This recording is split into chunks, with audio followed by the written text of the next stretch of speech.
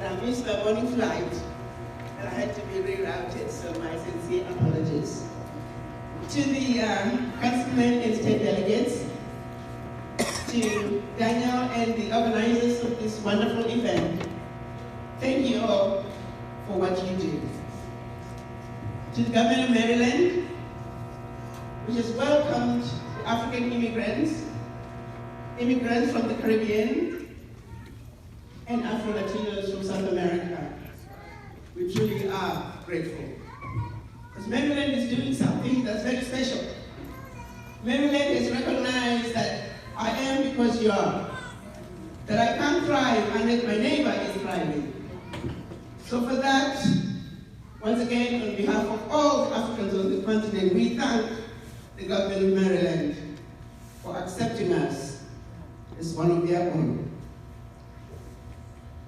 On the 7th of October, I was minding my own business. I had just woken up when the phone call came. It was the Chief of Staff for the Chairman of the African Union. And the conversation started with something like, oh, Ambassador, how are you? I said, I'm doing great, my brother, how are you? He said, well, I'm doing great. So I just wanted you to know that the chairperson has decided to terminate your contract. And I remember immediately telling him, I said, why did it take him so long? I said, I had expected this about 5 months ago, which was absolutely true. He paused for a second, because see, he's new. When the situation that occurred that led me to realize something was going on, it was a different chief of staff. So he didn't understand where I was coming from. But the truth, and one of the people within the commission had reached out to me and said, Ambassador, this is what is going on. So at that point, I was actually prepared that if they ever called me and asked me not to speak, I was ready to take in my resignation. So I waited. The call didn't come. No letter came. That was something. Whenever it does come, I'm ready. You see, I didn't come here for a job. This is a calling.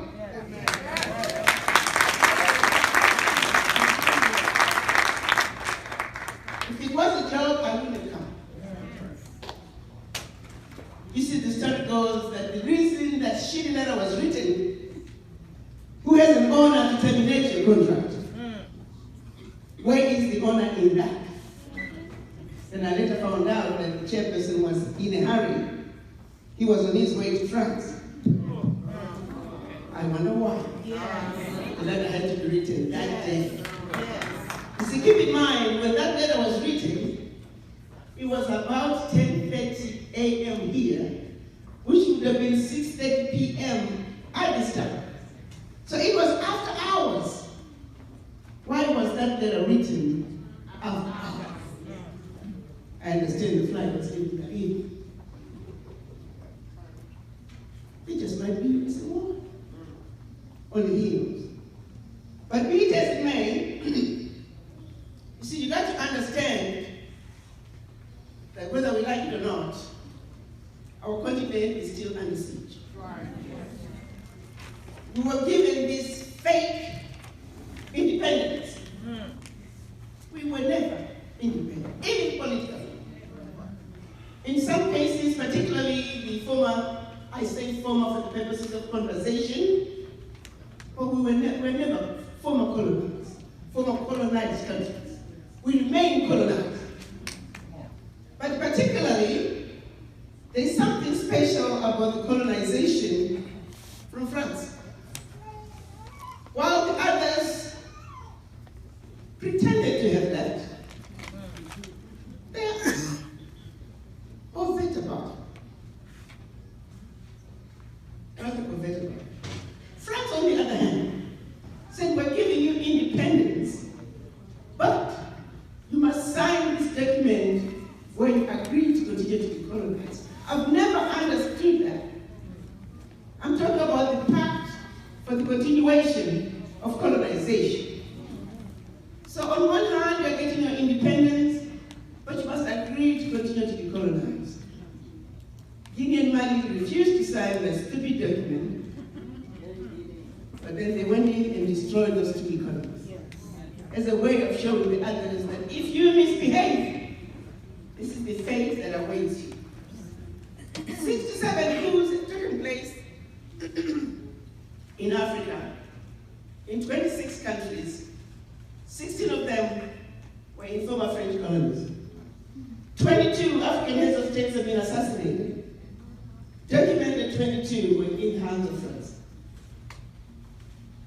Recently, we just had an attempted coup in Chad. Rumors have it that there's also a story behind that. We won't go there. Be it as it may, the one liberation that was denied to black people around the globe was economic liberation. And that was intentional. That remains singularly the reason we, black people, no matter where you find us around the globe, are the most disrespected race. I often say there's a memo that went out that if you are not black and you encounter black people anywhere around the globe, you are immediately superior and you have the right to disrespect them. The question I have is, we're some of the most amazing, intelligent, resilient, highly adaptable, and totally indestructible people. That having been said, why are we continuing to endure this abuse to this day? Why have we seemingly been incapable of doing something about it? You see, history has been lying to us. And the reason history has been lying to us because it's been his story. I beg to say, see, in this era, I want to go after you guys. You black men, you have sat and watched us, your wives, abused. You have sat and watched us, your sisters, your sons and daughters. And you have done nothing. Let me share with you the story of a woman by the name of Nanaya Asantwa. She was a Ghanaian queen who was the gatekeeper of the Ashanti Golden Stool. You see, when the British went to Africa, they were taking all the kings into exile. The majority of them went to Mauritius and Seychelles Islands. The Ashanti king was now in exile. And the governor of that region, the British governor, was now going after the Ashanti Golden Stool. You have to understand that the spirit of the Ashanti people dwells within the Golden Stool. And when you take the Golden Stool, you're taking the spirit of the people. The men were prepared to give away the spirit of the Ashanti people in exchange for the king, who they wanted to come back from Mauritius. Nanaya Asantwa, realizing what the men were getting ready to do, she stood up, and her speech, in a paraphrase, goes as follows. Is it true that the bravery of the Ashanti men is no more? Is it true that, that the Ashanti men are ready to give up the spirit of the Ashanti people in exchange for one king? She said, if the Ashanti men will not pick up arms and fight the British and defend the Golden Stool, she will gather her fellow women and they will fight the British to the last one of their lives. This is the reason the story was never told right. It's because it was his story. Maybe what we need is her story. You see, when we tell her story, it's going to be the true story. And so you men, as I look at the carnage that is going on in the world, the carnage that's going on in Africa today, Madam Zuma was very clear when she offered me this position. She said, I have resisted from various parts of Africa, candidates who had mile-long resumes in diplomacy. But she felt that this time, it was time for the African diaspora. It was time for the brain drain to be reversed. The brain drain that started 400 years ago and continues to this day. And until that brain drain is reversed, true sustainable change was never going to come to Africa. Let me keep it simple here. And I'll go with healthcare, the area I know well. If all the African continental doctors were to go home today, if all the African American doctors were to go home today, we're only going to meet about 30% of the need. So no amount of money put into healthcare in Africa is going to deliver the desired results. What is needed is capacity building. Yes. And those educators are sitting right here. Yes. You're looking at them. And the only people who can bring that sustainability is us. Yes. So she was clear about that. She said, my sister, go bring them home. By any means necessary. And she was a woman who spoke the truth. And I was sent here to defend our continent. To defend 1.27 billion people on the continent. And to defend the other 400 million people of African descent around the globe. No one was going to give me this platform and expect me to sit and drink tea and not represent that I was supposed to. I'm a medical doctor. I came to Washington with a clean slate. I had no idea what I was going to do. I thought I was going to hang around for 6 months and then go back to Tennessee. But as I began to understand and really know the system, the one issue that singularly stood out was this disrespect, profound disrespect for the black person, for the African. And I still remember, I stayed in a hotel for 5 months. When I decided I was going to hang around, I called my husband. I said, honey, I think I'm going to hang around a little bit. Because I need to kick some, you know what. And you laugh, but it was not a joke. How do you fight blatant abuse?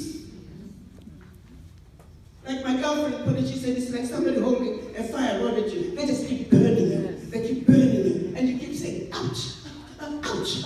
How long are we going to keep saying, ouch?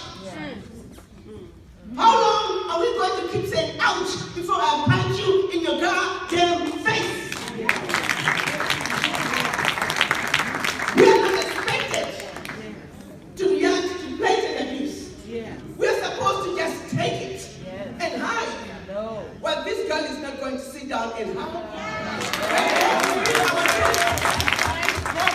If Mustafa Mahamat cannot represent us in Addis, he needs to step aside.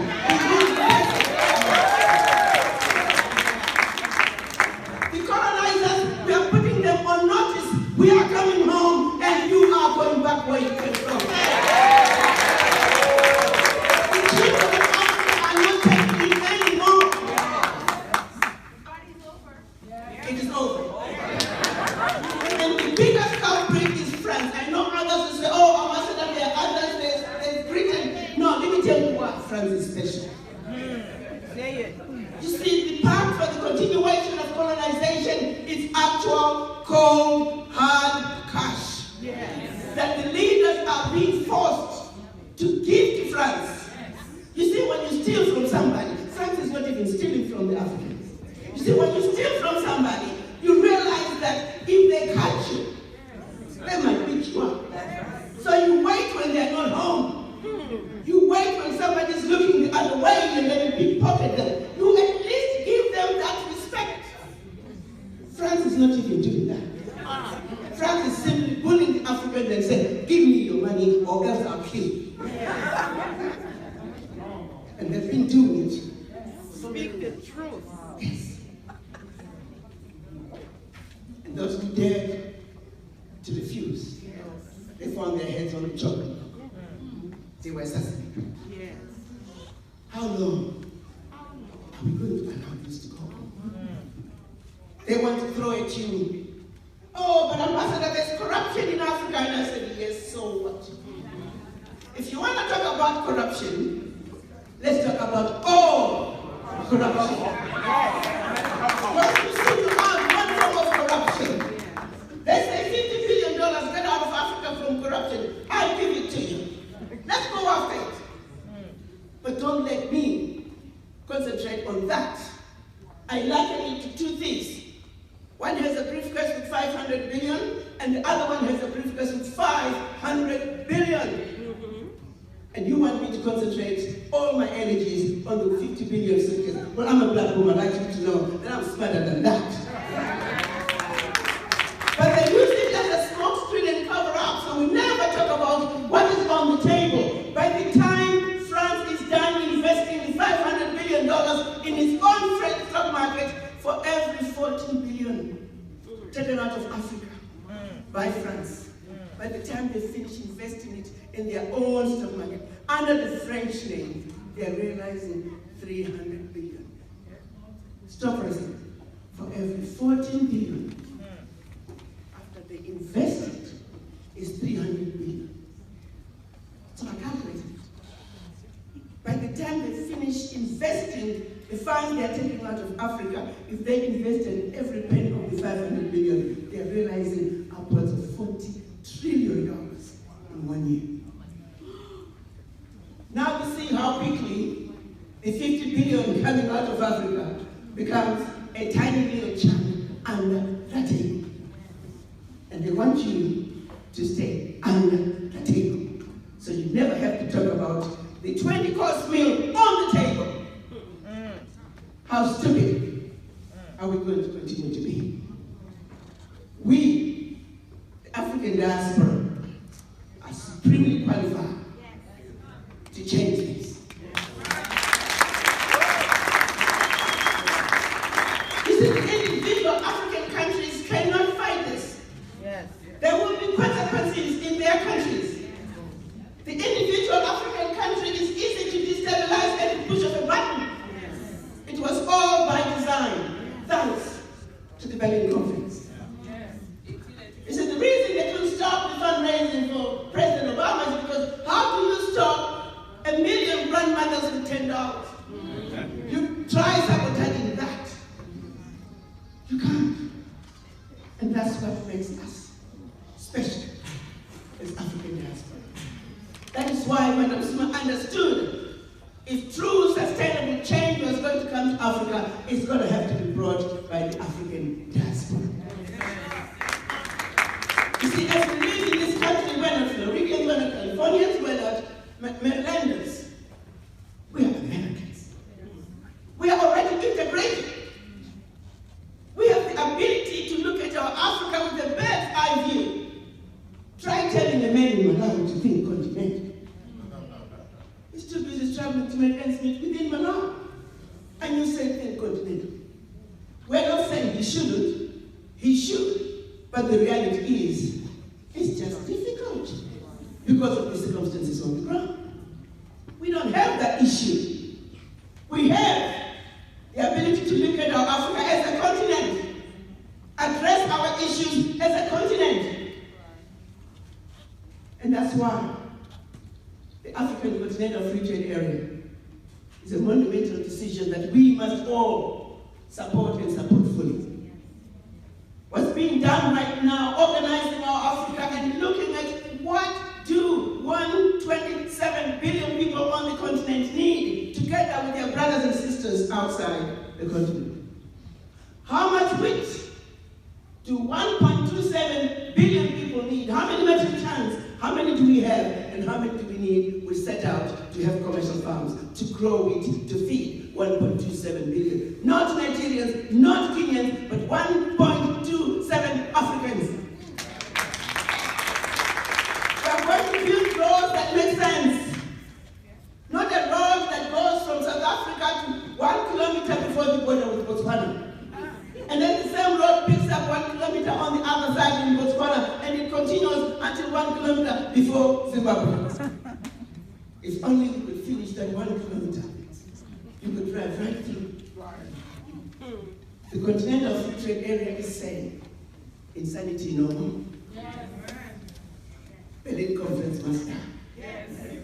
Colonizers must get out of Africa. Step aside so the children of Africa can take care of us. We don't need any aid. We're quite capable of raising the funds that we need to take care of our Africa and build for a change the Africa that we want, not the Africa that they want.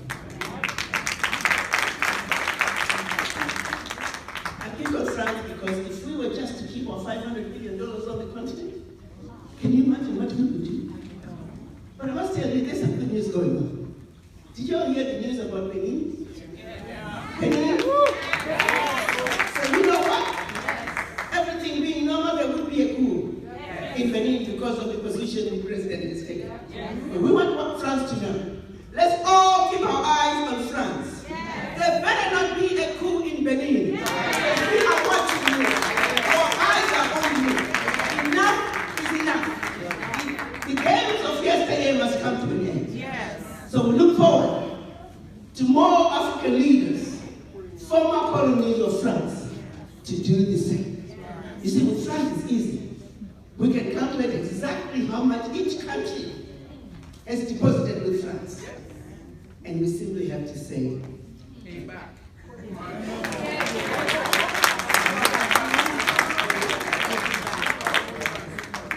There's a petition that's going to be going out either today or tomorrow. We're going to take France, we, African diaspora, are taking France to the United Nations.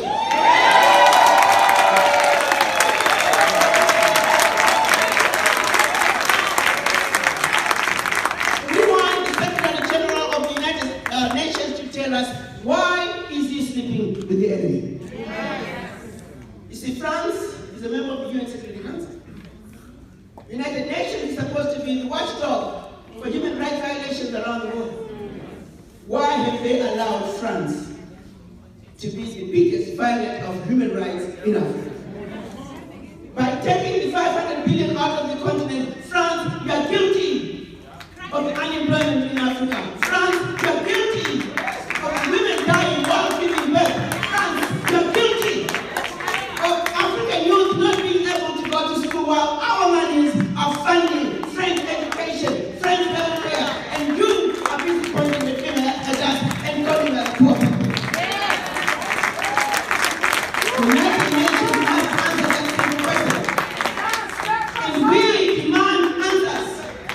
The world cannot sit around and allow this carnage to go on. No more are we going to give our blind eyes to this. And I'll tell you something else. If they don't listen to us, if they don't answer our petition, we are looking for 1 million signatures here. So when the petition comes, I'm going to send it to you. Spread it fast. We must send a strong word to the United Nations that they must do their job. Those leaders, they come every September to do what? If you can't take care of business. So if they don't, see, remember I told you about human. If the United Nations does not answer our petition. You see, in my village growing up, when a woman is married, she submits herself to the husband's village. And when she gets there, she's like everybody's servant. She takes care of the husband. She takes care of his brothers, his sisters, the mother-in-law, the father-in-law, the cousins. And then she starts having her own children. She's just an ever-ready wife.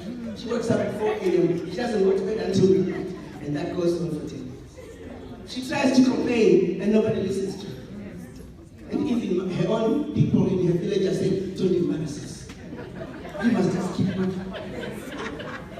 So by 10 years into the marriage, the woman has had it. She doesn't know what else to do. So what does she do to get attention? She takes her for clothes. And she runs up and down the village and see how quickly the elders call for a village meeting. And suddenly the husband is in trouble.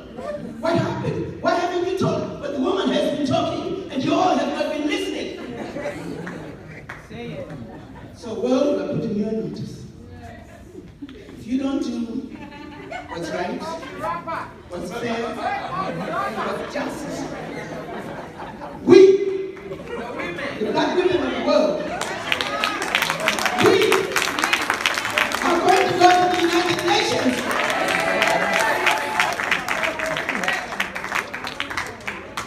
And we're going to surround the United Nations. And if you want to arrest 5 to 10 million naked black women, go ahead.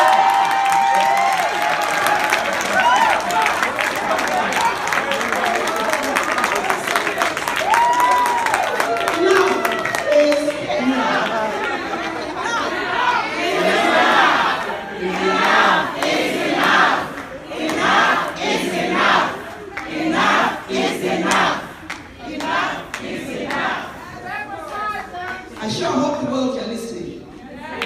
Because we, the black women, are not taking it anymore. No more shall we disrespect ourselves. No more shall we disrespect our children.